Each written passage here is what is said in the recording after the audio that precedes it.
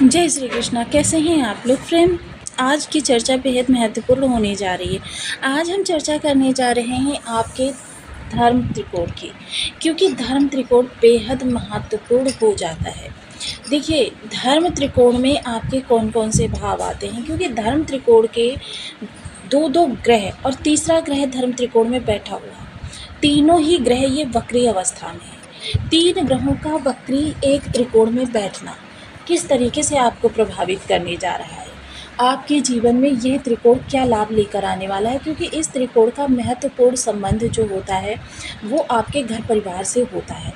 तो इस पर हम पूर्णतया चर्चा को आगे बढ़ाने वाले हैं, क्योंकि हमारे जीवन में जितनी भी सुख दुख, हानि, अपयश या मान सम्मान, पद प्रतिष्ठा से संबंधित जो भी कार्य होते हैं वह सब हमारे इन ग्रहों के संयोग से ही होते हैं। ग्रहों के सहयोग से हमारे जीवन में उत्थान और पतन की स्थिति बनती है, चीज़ें हमारे लिए अनुकूल या प्रतिकूल बनती हैं।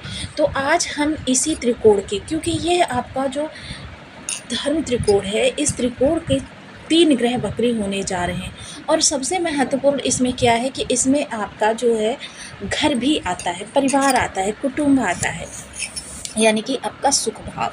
और वहीं आपके देखिए धर्म त्रिकोण के ये ग्रह, धर्म त्रिकोण में बैठे हुए शनिदेव और मोक्ष त्रिकोण में बैठे हुए गुरुदेव, ये एक त्रिकोण से संबंध बना रहे हैं। तो ये किस तरीके से आपको प्रभावित करने वाले हैं, आइए जान लेते हैं। आपके जीवन में स्थितियाँ किस प्रकार से अच्छी या विपरीत किस प्रकार से होने वाली हैं, इस पर हम पूर्णतया चर्चा को आगे बढ़ाएंगे। तो बने रहिए हमारे साथ इस वीडियो में एंड तक, आपको बहुत कुछ जानने के लिए मिलेगा। वीडियो बहुत ज्ञानवर्धक होने वाला है। यदि आपकी लग्न में यानी कुंडली के प्रथम भाव में 12 नंबर बना हुआ है तो ये राशिफल आपके लिए। कुंडली में कहीं भी चंद्रमा के साथ 12 नंबर बना हुआ है तो ये राशिफल आपके लिए। कुंडली ना होने की स्थिति में आप इसे नाम राशि से भी देख सकते हैं। यदि अभी तक आपने अपने इस चैनल को सब्सक्राइब नहीं किया है तो प्लीज़ सब्सक्राइब कर लीजिए, वीडियो को लाइक कर दीजिए, चैनल को शेयर कर दीजिए। इससे होगा क्या कि हमारे आने वाले हर वीडियो की नोटिफिकेशन मिल सकेगी आपको सबसे पहले। एक प्यारा सा कमेंट करना बिल्कुल ना भूलें। कमेंट से हमें बहुत मोटिवेशन मिलता है, हौसला मिलता है और ये पता चलता है कि आप और क्या जानना चाहते हैं। आपका मोक्ष त्रिकोण, मोक्ष त्रिकोण में कौन कौन से भाव आते हैं। प्रथम भाव आता है आपका चतुर्थ। चतुर्थ भाव से हम क्या क्या चीज़ें देखते हैं। चतुर्थ भाव से हम देखते हैं सुख, माता, आपके भवन, भूमि, अचल संपत्ति, वाहन, गड़ा हुआ धन, फेफड़े, छाती का ऊपरी भाग, ये सारी चीज़ें हम आपके इस भाव से देखते हैं, जो कि ये आपका चतुर्थ भाव होता है। अब इसे 5 घर आगे आ जाते हैं, आ जाता है आपका अष्टम भाव। अष्टम भाव से हम किन किन चीज़ों को देखते हैं।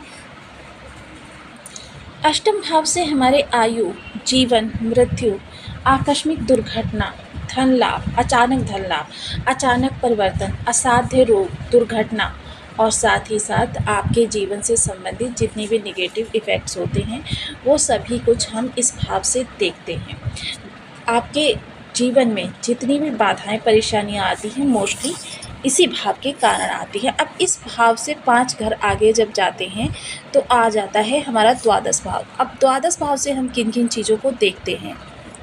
द्वादश भाव से हमारे खर्चे देखे जाते हैं, आपकी मृत्यु देखी जाती है, मोक्ष देखा जाता है, शैया सुख देखा जाता है, चिंताएं देखी जाती हैं, परेशानियां देखी जाती हैं, कोर्ट कचहरी देखे जाते हैं, विदेश गमन देखा जाता है और साथ ही साथ यहाँ से आपके जो भी कहते हैं ना कि बीमारियों का भी विचार किया जाता है। ऐसी बीमारियां जो असाध्य हों, यानी कि जिनका कहीं पर भी किसी भी प्रकार से इलाज ना हो सके।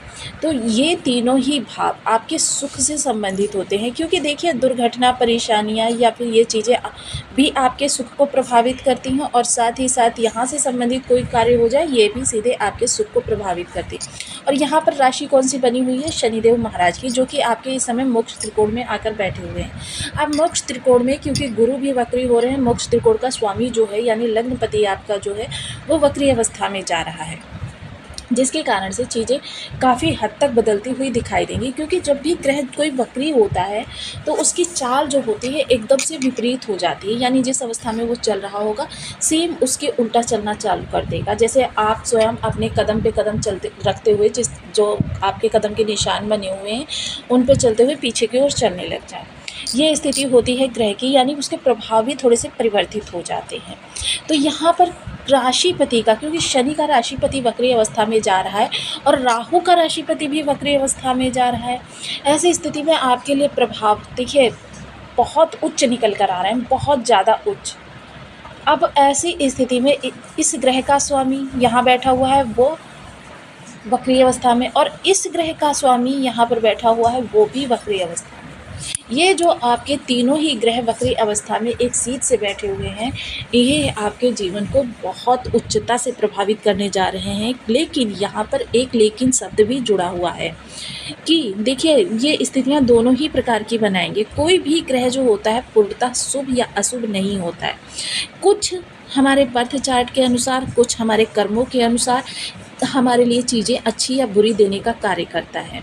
अब सपोज़ कीजिए कि जैसे शनिदेव यहाँ पर वक्री ग्रह के प्रभाव में होंगे, तो शनिदेव स्वयं जब इतनी क्षमता लिए हुए हैं, इतनी ज़्यादा शक्ति लिए हुए हैं और पहले से भी इन्हें मेजर ग्रहों की श्रेणी में रखा जाता है, तो ये हालांकि लग्न में किस तरीके का प्रभाव देंगे इस पर हम बाद में चर्चा करेंगे। पहले अपनी राशियों के अनुसार ये किस तरीके से आपको प्रभावित करने वाले हैं, क्योंकि सबसे बड़ी बात तो ये है कि ये आपके लाभ के स्वामी होते हैं। अब लाभ के स्वामी होकर जब ये आपको प्रभाव देंगे और लग्न में बैठे हुए हैं, तो आपके लिए लाभ तो बढ़ेगा और अप्रत्याशित रूप से बढ़ेगा, लेकिन उसके लिए आपको भी ग्रह के अनुसार कार्य करना होगा।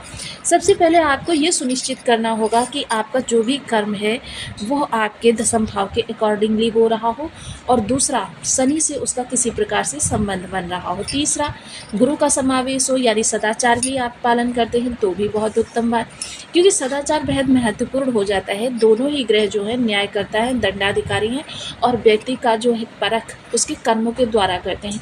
यहाँ तक कि उसकी परीक्षा लेने से भी पीछे नहीं हटते हैं कि किसी भी कारणवश अगर उसकी परीक्षा लेनी पड़ जाए व्यक्ति की, तो इसमें भी ये ग्रह बिल्कुल भी पीछे नहीं हटते।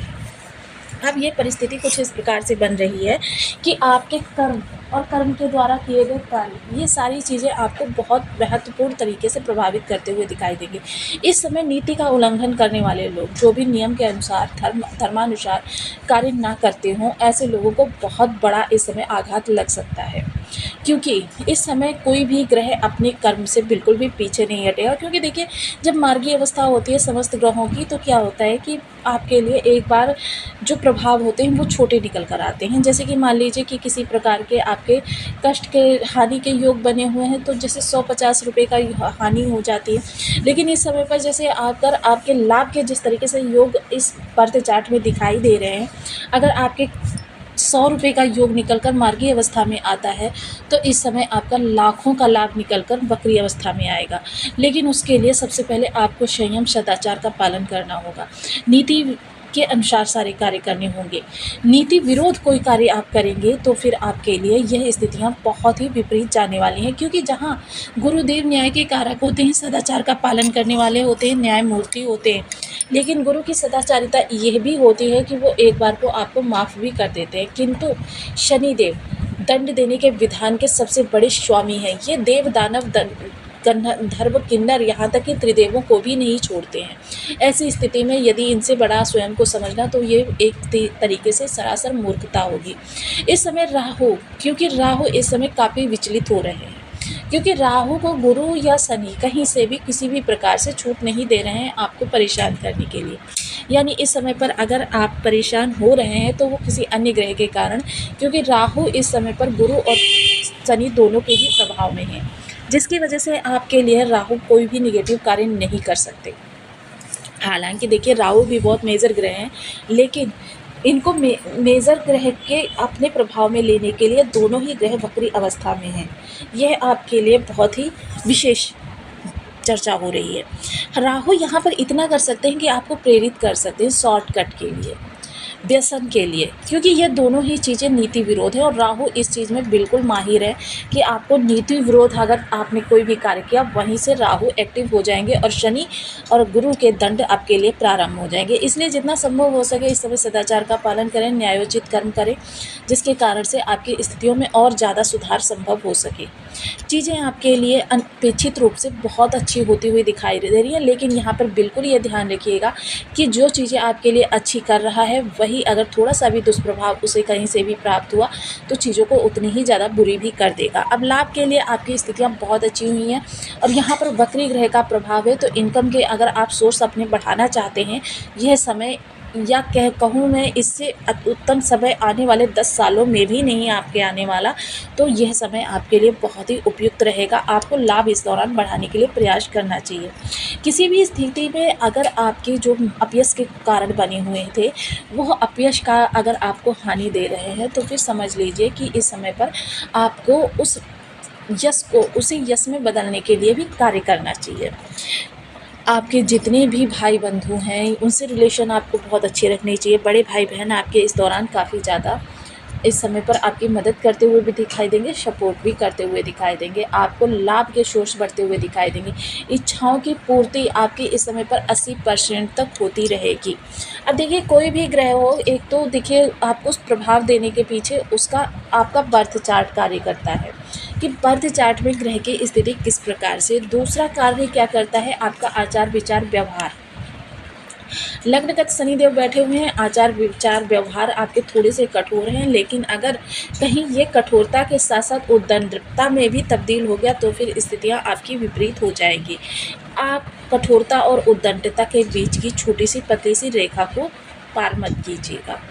हमेशा अपनी वाणी को सुसभ्य और सुसंस्कृत रखिए, विनम्र रखिए, सुशील रखिए, जिससे कि क्योंकि वाणी ही वो माध्यम होती है जिससे हम किसी के दिल को जीत सकते हैं या किसी के प्रभाव को कम कर सकते हैं। अब देखिए, यहाँ पर हम दान देने की चर्चा कर रहे हैं कि अगर आपका कोई भी ग्रह इन तीनों में से आपको निगेटिव प्रभाव दे रहा हो, तो सबसे पहले उससे संबंधित चीज़ों को आप दान करना प्रारंभ कीजिए। दान करना है आपको मंदिर से बाहर।